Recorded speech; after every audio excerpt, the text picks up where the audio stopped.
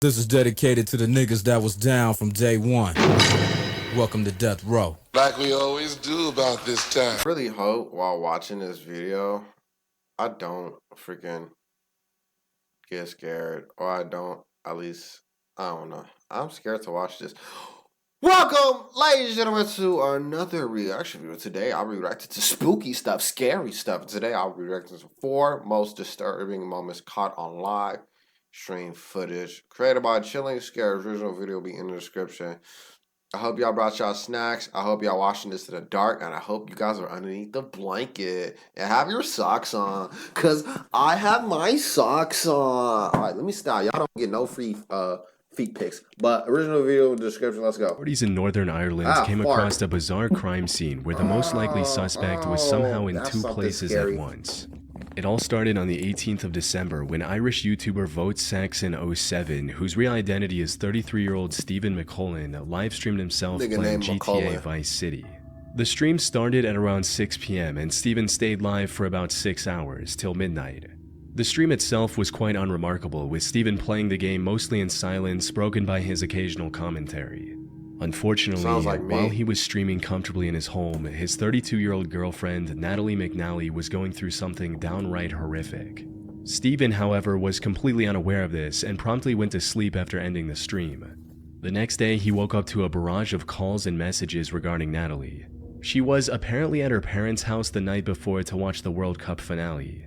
The match ended at around 6 p.m. and Natalie went back to her home shortly after, which wasn't too far away.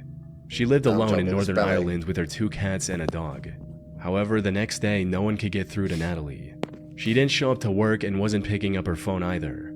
At the time, she was also 15 weeks pregnant with Stephen's child. So when she went silent, her friends and family grew worried, fearing she was facing some health concerns. After learning about her absence and waiting a few hours for a response, Stephen went to her home, which was about 20 minutes away from his home in Lisburn. Unfortunately, he was too late. When Stephen arrived at Natalie's home, the door was wide open. Inside, he found her lifeless on the floor. She had been killed. Detectives from the Major Investigation Team have now launched a murder investigation following the death of Natalie McNally in Lurgan. This follows the results of the post-mortem. I'm not going to Ireland then. The 32-year-old died a violent death, having been stabbed a number of times, and there are signs of defensive injuries. Post-mortem reports showed that she was killed on the night of December 18th, not long after she came back from her parents' home. However, investigators did not find any evidence of a forced entry into her home. This, combined with the fact that Stephen was the one who reported her death to the police, made him the lead suspect in a murder investigation, and he was arrested shortly after. However, this arrest didn't last long, because as the authorities quickly found out, Stephen had a strong alibi. According to the post-mortem report, Natalie was killed during the same time Stephen was live streaming from his home. Investigators looked through Natalie's phone and found the last text Stephen sent to her at 5:57 p.m., which read, "Right, I'm off to stream the night away. Wish me luck." To which Natalie replied, "I might have a peek at your live stream later." This was enough to clear Stephen's name from any wrongdoing, but it left investigators with no clear direction on where to look next.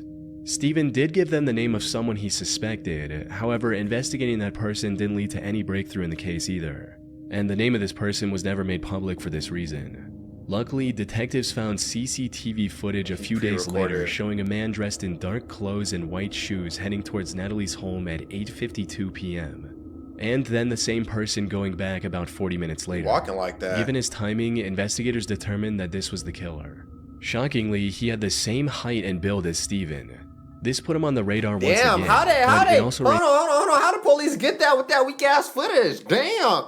They're like, hey, this nigga 6 feet, this nigga 226, this nigga right-handed, he fucking fat, like, damn. It's the valid question. If Stephen was the perpetrator, how could he be in 2 places at the same time? He recorded the live stream. Without any other option, the authorities put a £20,000 reward for information regarding the killer and continued investigating. They also feared that by the time they started this investigation, the killer could have easily fled to any of the neighboring countries. In the meantime, Natalie's case had become national news, resulting in multiple memorials around the country. This put even more pressure on the investigators to find the killer as quickly as possible. They made several arrests and even seized the suspect's car. I thought they drive Investigators on the also right found side. the weapon the killer used on the 5th of January 2023, which was a knife from her own home. However, none of these developments brought them any closer to identifying the killer. That is until January 31st when they arrested Steven again, but this time with solid evidence. As it turns out, the only thing keeping him out of suspicion, the live stream, was completely fake. The whole thing was pre-recorded and broadcasted to simply look like a live stream. After his arrest, investigators went through his computer and found the original recording, which was made on the 14th of December, 4 days before the incident. Wow. They also found a taxi driver who described picking up someone matching Steven's profile near the murder at 9:30 p.m. and then dropping this person near Steven's house. Most importantly, according to the taxi driver, this passenger had forgotten his wallet at home, so he quickly ran inside his house to get the money. And as expected, he ran into Steven's home. All this evidence left no doubt in the fact that Steven was the one who went to Natalie's home to commit a predetermined crime. In hindsight, there were plenty of suspicious moments during the fake live stream that should have raised more alarms. For starters, the stream was titled The Violent Night Christmas Live Gaming Stream. At the start of the stream, Steven also claimed that he was having technical issues with the streaming software, which he used as an excuse as to why he wouldn't be able to interact with the live chat. Well, because this streaming software is kind of up the left, it means I can't check the live chat, which is a real shame. So, by all means, talk amongst yourselves. This ensured that no one questioned why he wasn't talking with his viewers, which is essentially the whole point of doing a stream instead of posting a pre-recorded video. At the start of the stream, Steven made sure to repeatedly mention what day it was. I need to play Vice City. Never beat the game. Sunday evening. Yeah, so I just thought, why not? I'm gonna do a live stream because this day next week is Christmas. So what more could you want for Christmas other than an evening with your old pal Steven? What a loser. This was likely an effort to make his alibi stronger and to say, look, I was streaming the same night. I even mentioned the day at the beginning. On top of that, many moments in the stream also took on a far more disturbing meaning after the truth came out. Like him singing about killing someone in-game, which can also be interpreted as him cryptically talking about his girlfriend. I need to kill it. I need to take her down. What a loser. If I don't get this to talk. What a loser, At man. another point during the stream, he makes a pun that sounds like driving Natalie's ass. Look at name him crashing and into finds it everything. unusually amusing. See, look at his driving, bro. This shit is ridiculous. That's what would happen. You in drive the real like me in world. real life. Absolutely. Absolutely. The most creepy moment, however, was about halfway through the stream. While he was on break, suddenly the live stream back soon graphic switched with a poster of a James Bond movie called No Time to Die.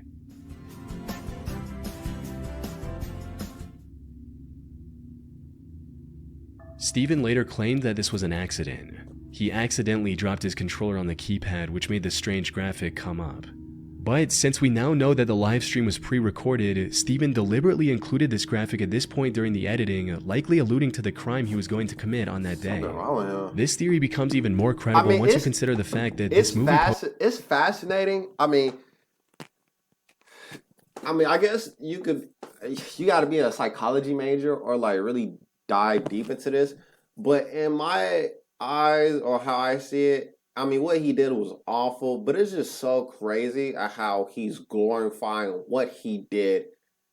You know what I'm saying? In like so many different ways. Like he's singing a song about, you know what I'm saying, catching a body. He, what's his girlfriend's name? Like he's bringing up his girlfriend.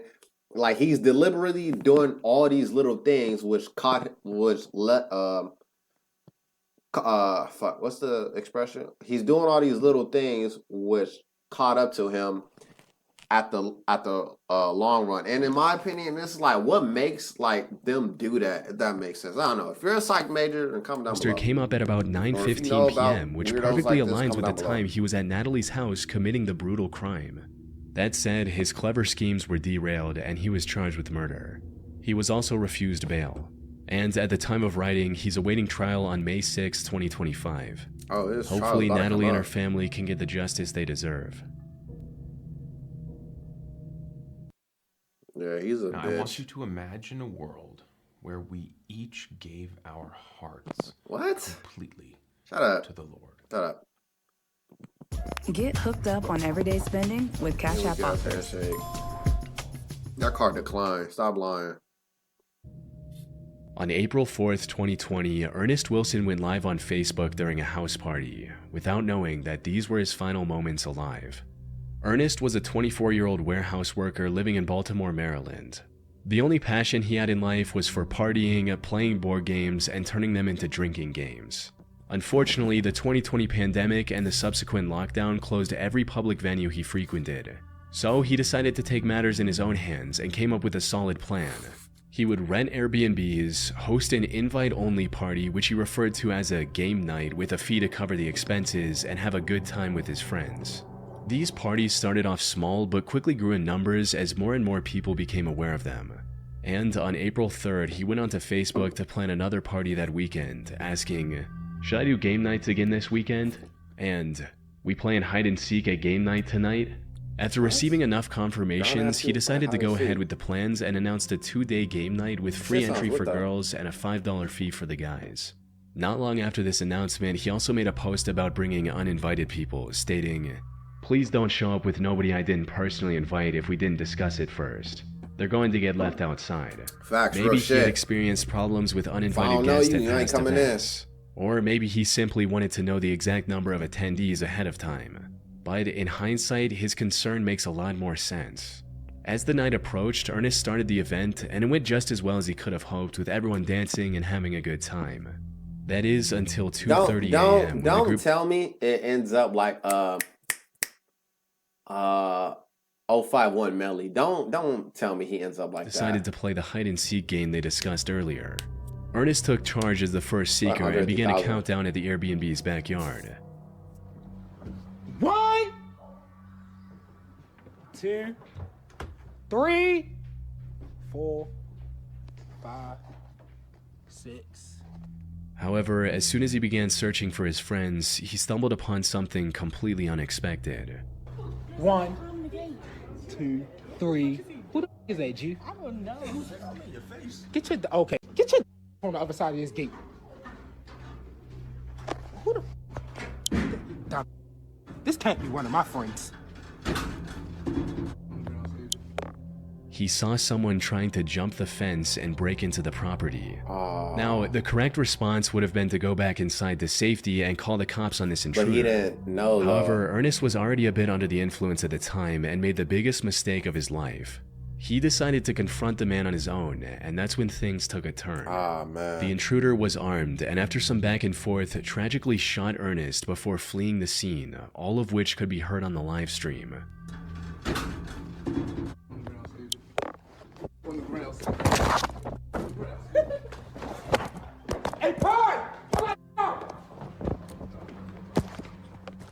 The police arrived at the property at 2:45 a.m. where they found Ernest lying in a pool of his own blood. According to the few statements that were released to the public, this appeared to be a case of a robbery gone wrong. However, some believe there was more to the story. This is because during Ernest's struggle with the intruder, a girl can be heard laughing in the background. She was probably drunk. As the story goes, this girl was an accomplice of the intruder who planned to either rob the place or eliminate Ernest for some reason, with one person on YouTube writing, "That girl tried to let someone in the front door, or she knew who tried coming through the door. Once discovering it was locked, she told them to hop the fence as clear as day. I would start with her boyfriend." Unfortunately, from what I can find, the police never caught the suspect, and Ernest's case remains open to this day. So, whatever their motive was, I doubt we'll ever know, especially 5 years later. I'm not trying to bring race into it, but let's be honest, it's funny how the police, the white police officers in Ireland, I understand that this was in Ireland, they were quick, fast, in a hurry to catch that one nigga.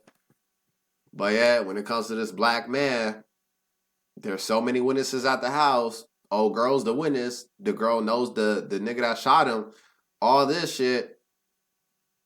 They ain't catch the guy. And they both happened at nighttime too. Hey, it's just crazy in my opinion. On September 7th, 2024, a 32-year-old man look by at the his name fucking head. Looks like somebody smashed his head. You know when you go to the carnival and those little thingies where you got to get the big ass hammer and then slam the thing on the thing and then it shoots up? That's what it looked like. A nigga grabbed one of those big ass cannon hammers and smacked that nigga on his head, bro. Nigga look like Simon Pegg, bro. On your shit, shot at the dead head ass nigga, man. I-75 near the city of London, Kentucky. He managed to hit 12 cars, injuring 5 people. Fortunately, there were no fatalities.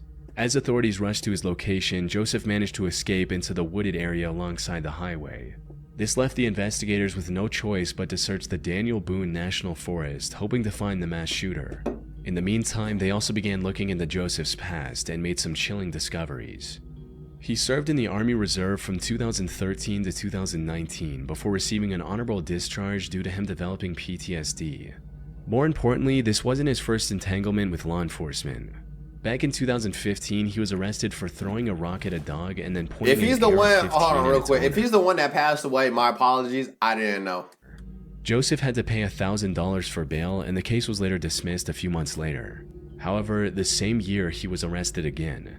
This time for supplying a minor with alcohol and vandalizing private property with spray paint. This dude is violent. This resulted in him having to spend 6 months in jail, alongside 200 hours of community service and a $1,500 fine. All of this highlighted just how mentally unstable he was. Something that became even more apparent when investigators factored in the messages he sent to his ex before the shooting. These read, "I'm going to kill a lot of people. Well, at least try. I'll kill myself afterwards." His past record and these texts also made it clear that Joseph wouldn't go down without a fight if they managed to find him. Unfortunately, the search for him wasn't progressing as smoothly as they'd hoped. The search for the suspected highway gunman, Joseph Couch, intensifies as law enforcement has expanded its search efforts. State police say they are extending their search deeper into the Daniel Boone National Forest as the manhunt for Couch enters day 7. That's some scary shit, though. If you in the forest looking for somebody or for some people, that's some scary shit. I-75 and shut down schools, fearing Joseph might strike again.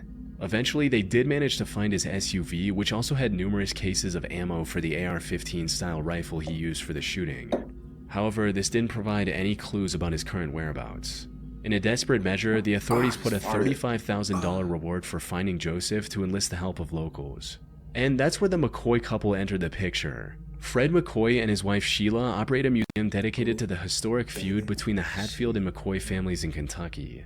They also run a small YouTube channel dedicated to this museum called Hatfield McCoy Museum Adventures, where they discuss the various aspects of that feud in greater detail. After hearing about the massive reward, the couple decided to give it a go. They had lived in the area their entire lives and knew the wilderness well. Don't tell me they both get bodied by this nigga, bro. We go piece of money. We're going looking for Reebok. Whoa. I gotta block that out. We're not sponsoring Reebok. Oh, my computer's about to die. They also adventure through the Kentucky forest on YouTube. An instant record of whatever they find. They truly believed they could find him, and luck was on their side. Because during one of their live-streamed expeditions, Fred noticed a whole bunch of vultures hovering over the same area, possibly indicating a rotting corpse nearby. The two decided to head toward the vultures, and just 30 minutes later, the McCoys found what they were looking for.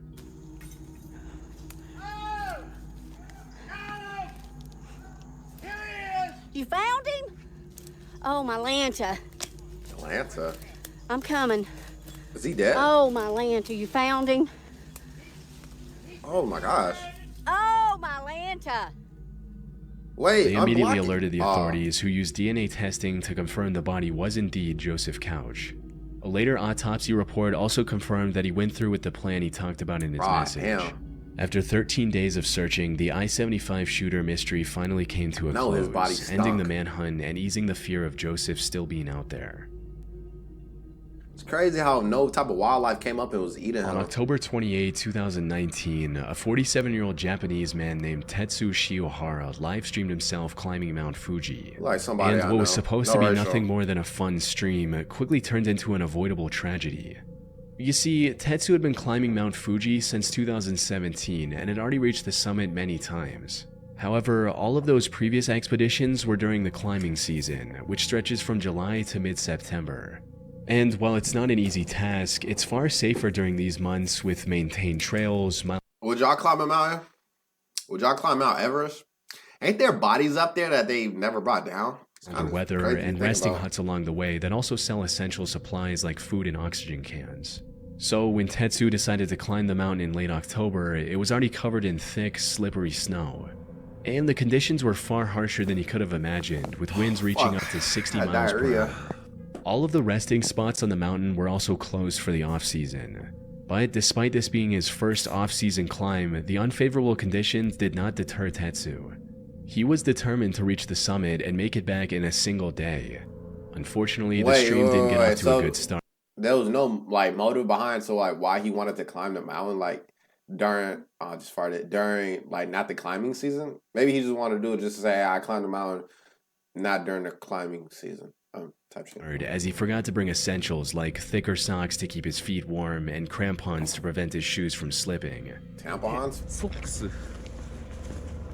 靴下。あれ？靴下忘れた。いや違う違う。バス。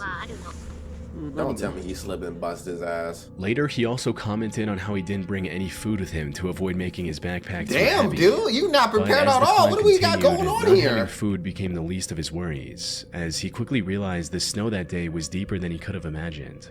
On his way to the top, he passed several points where the trail had collapsed due to bad weather. About 2 hours into the hike, his viewers started to notice how dangerous things were getting as well, and began urging him to turn back before reaching the summit. 一般客だね。そうやね。そうやね。でも山頂まで行けちゃうと思うよ。この。However, he ignored all the warning signs and pressed on with the hike. And by sheer willpower... What's more difficult, going up a mountain or going down a mountain? That's some science question. That's actually a great question. What's more difficult, going up elevation or down elevation? And then you gotta think about how rocky and bumpy it is. You know what I'm saying? That's a great question. Actually managed to get close to the summit. Sadly, this is where his luck ran out. While treading through a particularly steep section of the trail, Tetsu slipped and fell down the mountainside. Yeah.